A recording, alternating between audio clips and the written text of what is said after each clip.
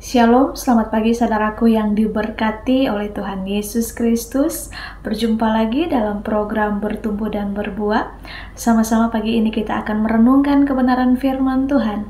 Dan tema yang saya bagikan buat saudara semua di pagi ini dengan tema masih dalam momen Paskah dengan tema batu yang terguling. Kita baca dalam Markus pasalnya yang ke-16, ayatnya yang ke-4, firman Tuhan berkata, "Tetapi ketika mereka melihat dari dekat, tampaklah batu itu sudah terguling." Saudaraku yang dikasihi oleh Tuhan Yesus Kristus, saya ingin bersaksi, ingin bercerita bagaimana kuasa Tuhan dinyatakan lewat kehidupan saya, di mana satu ketika Tuhan menaruh visi dalam hidup saya. Saya rindu dan berangan-angan untuk sekolah misi, sekolah Alkitab. Tetapi ada tantangannya, yaitu soal biaya.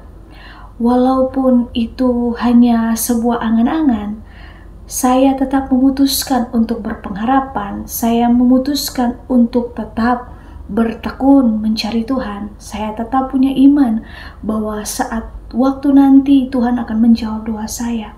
Dan puji Tuhan, di tahun 2024 Tuhan menghendaki saya untuk pergi sekolah, dan Tuhan yang mengurus semuanya dari awal sampai akhir. Itulah seperti firman Tuhan di pagi ini, yaitu batu yang terguling. Dia menggulingkan batu. Menggulingkan batu ini berbicara tentang persoalan yang berupa kesulitan, mungkin keuangan, atau tentang persoalan rumah tangga, bisnis, dan sebagainya. Dan kita belajar bersama setelah lewat hari Sabat, Maria Magdalena, Maria ibu Yakobus, pergi ke kubur Yesus. Mereka hendak meminyaki tubuhnya dengan rempah-rempah. Namun di tengah jalan mereka dilanda kebingungan. Berkatalah mereka seorang kepada yang lain, "Siapa yang menggulingkan batu itu bagi kita dari pintu kubur?" Menilik kekuatan mereka, walaupun ketiganya digabungkan tidak cukup kuat untuk menggulingkan batu besar tersebut. Jelas ini adalah sebuah persoalan yang besar. Bagaimana mungkin mereka dapat meminyaki tubuh Yesus sementara batu besar itu masih berada di sana? Menariknya, meskipun hati mereka bimbang, langkah kaki mereka tidak tertahan. Ajaib, begitu mereka tiba di sana, batu besar itu sudah terguling. Wow, batu besar ini adalah seumpama persoalan dalam kehidupan kita, sebagaimana tadi yang saya katakan, bahwa seperti persoalan seperti keuangan, seperti pergumulan dalam rumah tangga. Persoalan memang terkadang memberatkan, namun bukan berarti kita menyerah begitu saja. Sekalipun hati merasa berat, langkah kaki kita harus terus maju dan terus mendekat kepada Sang Juru Selamat.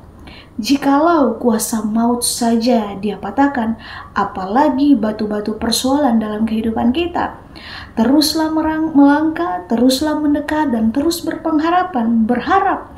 Semua itu adalah bagian yang harus kita lakukan. Mari kita datang kepada Tuhan, mendekat kepada Dia, dan mari kita melihat bahwa kuasa Tuhan dinyatakan. Kita lihat batu-batu persoalan kita pasti Tuhan bereskan.